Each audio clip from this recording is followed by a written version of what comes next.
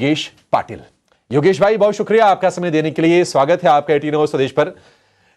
Yogesh sir, स्थितियां लगातार हम देख रहे हैं कि चैलेंजिंग बनी हुई हैं। राहत के कोई खास संकेत आ नहीं रहे हैं। कच्चा तेल फिर से हम देख रहे हैं कि $100 के ऊपर निकल गया है और एक रफ एस्टिमेट ये कहता है कि अगर क्रूड के प्राइसेस में $10 का उछाल आता है तो उसका भारत के जीडीपी ग्रोथ पर आधे % का इंपैक्ट आता है। तो $70 वाला कच्चा तेल $100 का तो हो गया है सर। हम तो $120 देख रहे थे, थोड़ी नरमी आई है। लेकिन क्या आपको लगता है कि अब ये मैक्रोज भी भारत के डिस्टर्ब होंगे और बाजार में चुनौतियां या फिर अस्थिरता का माहौल आगे हम अभी और बढ़ते हुए देखेंगे? देखिए, जैसे कि ग्लोबल वॉलेटिलिटी है, ये मुझे लग रहा है कि इतना अगर लंबा वॉर चलेगा तो कहीं ना कहीं ये वॉलेटाइल एनवायरनमेंट ऐसे ही रहने वाला है। क्योंकि जैसे आपने सही कहा कि अगर $10 से अगर क्रूड ऑयल बढ़ता है तो उसका इंडियन सीपीआई पे 20 to 25 बिप्स का इम्पैक्ट पड़ता है और प्लस करंट अकाउंट डेफिसिट पे 0.3 से 0.4। तो ओवरऑल आपका कॉस्ट ही बढ़ रहा है और उसके चक्कर में आपका करंट अकाउंट डेफिसिट बढ़ेगा और उसका इम्पैक्ट कहीं ना कहीं जीडीपी भी पड़ता है।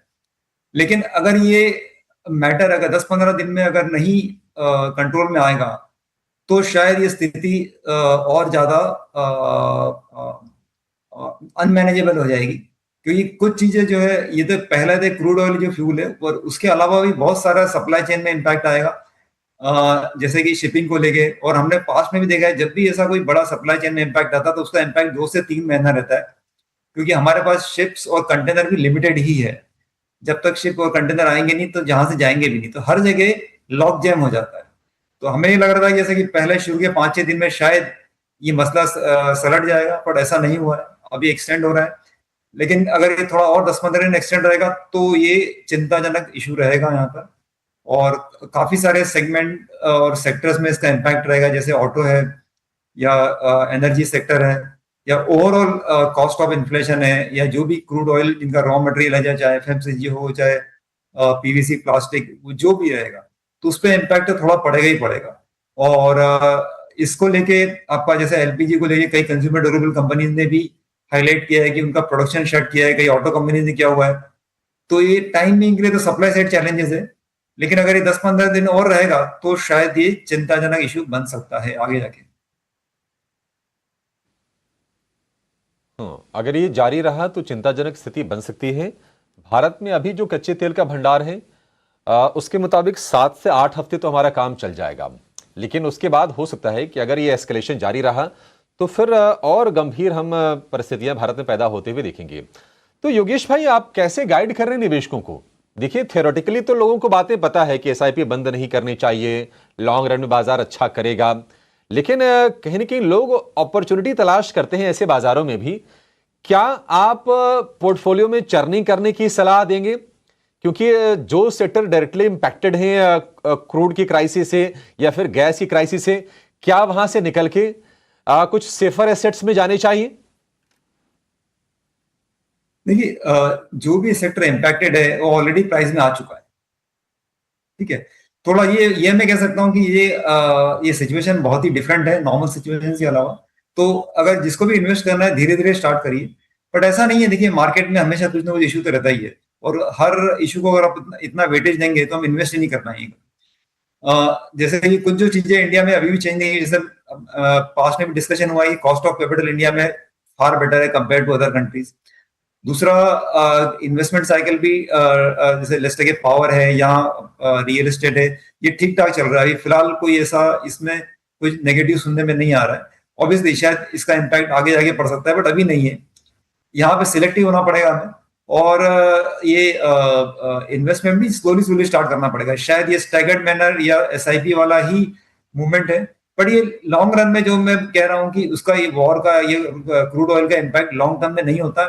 हो सकता है अगले 2 से 3 महीने में शायद इसका नेगेटिव असर नजर आए, पर लॉन्ग टर्म इन्वेस्टर को ऐसा कोई डरने की जरूरत नहीं। इंडिया फिर भी अच्छे से ग्रो करेगा फ्यूचर में। और कई जो सेक्टर है, जैसे पास में डिफेंस है, ईएमएस है, डेटा सेंटर है, कैपिटल गुड्स है, ये आज भी ग्रो कर रहा है। क्योंकि एनर्जी सिक्योरिटी को लेके इंडिया या कोई भी कंट्री पावर में ही अपना इन्वेस्टमेंट धीरे धीरे बढ़ाना चालू कर चुका है और बढ़ाएंगे अभी। कि जैसे जैसे कई बार क्या होता है ना, कुछ कुछ इवेंट्स एक नई सीख देके जाती है, और उस नई सीख की वजह से काफी इन्वेस्टमेंट ट्रिगर भी होते हैं, चाहे वो डिफेंस हो, चाहे पावर सिक्योरिटी या एनर्जी सिक्योरिटी हो। ये शायद 10-15 दिन या 20-25 दिन शायद इम्पैक्टफुल या पेनफुल रह सकते हैं हमारे लिए, किसी भी कंट्री के लिए, लेकिन उसके बाद गवर्नमेंट काफी सारे डिसीजन लेती है जिससे ये सारी प्रॉब्लम आगे 10 साल तक ना आए। तो इन्वेस्टमेंट साइकिल तो ट्रिगर होगा, हो सकता है कि धीरे धीरे हो, लेकिन यहाँ से स्ट्रक्चरली जैसे पावर में इन्वेस्टमेंट है, जैसे रूरल ये renewable, transmission, distribution, data centre, EMS, speciality chemical, pharma sector, यहाँ तो कंटिन्यू है। पर हो सकता है शॉर्ट टर्म हेडविंड्स है जो एक्चुअली इस वॉर के चलते में इतने फेवरेबल ना रहे, पर लॉन्ग टर्म में तो चलेंगे चलेंगे, क्योंकि एक बात तो पक्की है कि युद्ध में नुकसान तो सभी का होता है, ऐसा कोई नहीं बच सकता। और जब सभी का नुकसान होता है तो उसमें इन्वेस्टर भी होते हैं और फिजिकल जनता भी होती है। तो इसके लिए हमें 10-15 दिन थोड़ी सावधानी बरतनी पड़ेगी कि ये कितना लंबा और चल सकता है।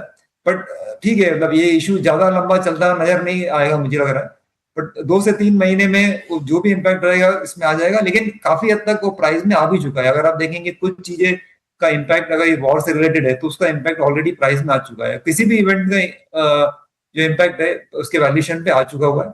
लेकिन कुछ जैसे मैंने बताया जो स्ट्रक्चरल ग्रोथ सेगमेंट्स है जो कंटिन्यूस ग्रो कर रहा है, और वो आगे करते रहेंगे। मैन्युफैक्चरिंग एक बड़ा थीम है जो इंडिया में पिकअप तेजी से करता जा रहा है, कि हमारे में कॉस्ट ऑफ कैपिटल काफी बेहतर है दूसरे कंट्रीज के मुकाबले, डेमोग्राफिक पॉपुलेशन काफी बेहतर है। तो ये सब जो है लॉन्ग रन को सपोर्ट करती है। और एक कुछ जो शॉर्ट टर्म चैलेंजेस है ये हमेशा कुछ ना कुछ आएंगे, पर ये हमेशा 1-1.5 महीने का इनका मेमोरी होता है, उसके चले जाएंगे। अच्छा योगेश भाई, देखिए क्या होता है कि अब सारी के सारी कंपनियां 3 महीने बाद अपने नतीजे जारी कर देती हैं, तो बहुत सारे लोग तो उस हिसाब से भी अपनी प्लानिंग करके रखते हैं बाजार में क्वार्टर ऑन क्वार्टर बेसिस पर। अब ये लगभग ये 15-20 दिन का डिसरप्शन हो गया। मान लीजिए कि युद्ध 10 दिन बाद 15 दिन बाद खत्म हो जाए, लेकिन डिसरप्शन बहुत सारी इंडस्ट्री में आई है, तो इसका रिफ्लेक्शन भी हम देखेंगे जो Q4 के नतीजे आएंगे। अब Q4 के नतीजे रफली यहां से 1 महीने की दूरी पर रह गए हैं। तो आपको लगता है कि अगर यह युद्ध खत्म भी हो जाता है तो बाजार की चिंताएं अभी ऐसी तुरंत खत्म नहीं होने वाली है। इंडेक्स लेवल पर शायद हम हो सकता है कि जो लेवल हमने लूज किए हैं वो अचीव कर लें, लेकिन फिर वो फाइनेंशियल्स जब वो रिलीज करेंगी कंपनीज तो बाजार में उसका एक डर रहेगा और उसका इंपैक्ट देखने को मिलेगा। आप कैसे इसको एसेस कर रहे हैं सर? देखिए ये बात बिल्कुल सही है कि Q4 के नतीजे कई कंपनीज के जो एस्टिमेटेड थे उससे शायद नीचे ही आएंगे, मतलब बिलो आएंगे। तो उसका मैं और उसमें ये भी हो सकता है कि मार्केट उसको बहुत ज्यादा नेगेटिव लेके चल रहा हो, ऐसा भी हो सकता है कि कई बार मार्केट का वो रिएक्शन हमेशा बहुत ज्यादा होता है कंपेयर टू जितना होना चाहिए, because market has a tendency to over react always for every situation, positive और नेगेटिव। तो इसका इम्पैक्ट भी रहेगा। बट देखिए काफी चीजें जो इम्पैक्टफुल थी वो प्राइस में आ चुकी है। और हाँ, ये नतीजे ऑब्वियसली अगर 10-15 दिन आपके खराब गए हैं, जो कि एक पीक टाइम, मार्च एक पीक टाइम होता है हर इंडस्ट्री के लिए, तो नतीजे तो जो Q3 के रिजल्ट के बाद जिन्होंने एस्टिमेट्स निकाले थे उससे तो थोड़े कम ही आने चाहिए। हाँ, लेकिन उस कम का जो प्रमाण है वो ऑलरेडी स्टॉक प्राइस में आ चुका है। जी योगेश भाई, एक और चीज जरा म्यूचुअल फंड के जो निवेशक हैं उनके हिसाब से जरा आप गाइड कीजिए कि आपके पास क्वेरीज आ रही हैं रिडेम्पशन को लेकर, लोग क्या पूछ रहे हैं, क्या जानना चाह रहे हैं, जरा ये भी बता दीजिए। और जरा आप ये स्ट्रेटजी बताइए कि इस वक्त निवेशकों को क्या करना चाहिए अपने पोर्टफोलियो में। किसी तरह के कोई स्पेशल फंड्स, कोई सेक्टोरल, कोई थेमेटिक फंड्स क्या ऐड करने की जरूरत है, या फिर जो निवेश है उसको बना के रखें, ज्यादा पैनिक ना करें? मेरा ये सजेशन है कि ज्यादा पैनिक ना करें। हाँ, लेकिन कुछ अगर थीमेटिक से है जहां पे स्ट्रक्चरल, अगर कंप्लीटली इंडस्ट्री, शायद ऐसा हो सकता है कुछ इंडस्ट्री आउट ऑफ फ्लेवर हो जाए, उसमें ध्यान रखना पड़ेगा, या कुछ कंपनी जो है आपके पोर्टफोलियो में उसका आउट ऑफ फ्लेवर है, उनको ध्यान रखना पड़ेगा। क्योंकि जब भी ऐसी बड़ी कुछ क्राइसिस होती है there is always a reshuffle in segments and rotation, sector rotation, उसमें ध्यान रखना पड़ेगा।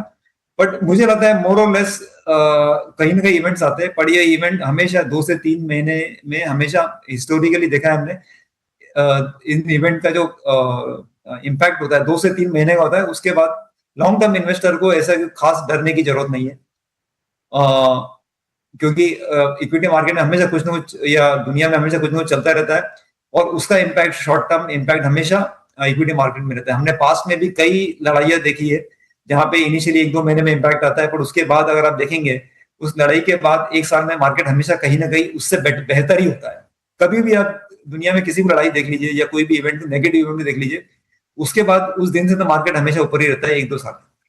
तो जो थोड़ा सा लंबी अवधि के लिए अगर आप सोचेंगे तो फिर मुझे नहीं लगता इतनी कोई प्रॉब्लम है। हाँ, शॉर्ट टर्म में हो सकता है, क्योंकि ये दोनों देश के बीच में युद्ध कहाँ जाएगा, दोनों दोनों की पॉलिसीज है, दोनों का ईगो है, ये कहाँ पे रुकेंगे कहना मुश्किल है, और इसका इम्पैक्ट ऑब्वियसली इंडिया को विजिबल अभी दिख ही रहा है।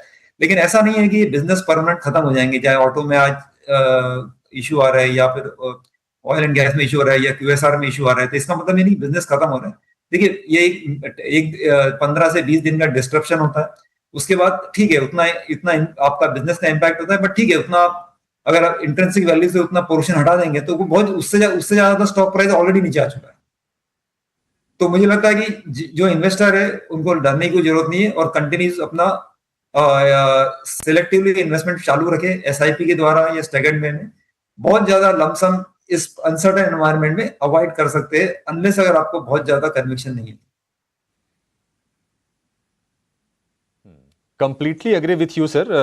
ये कोई स्ट्रक्चरल डैमेज नहीं, ये सिर्फ डिसरप्शन है। युद्ध खत्म होगा, फिर से चीज़ें सामान्य होंगी और अपनी रफ्तार पर चलती हुई दिखाई देंगी।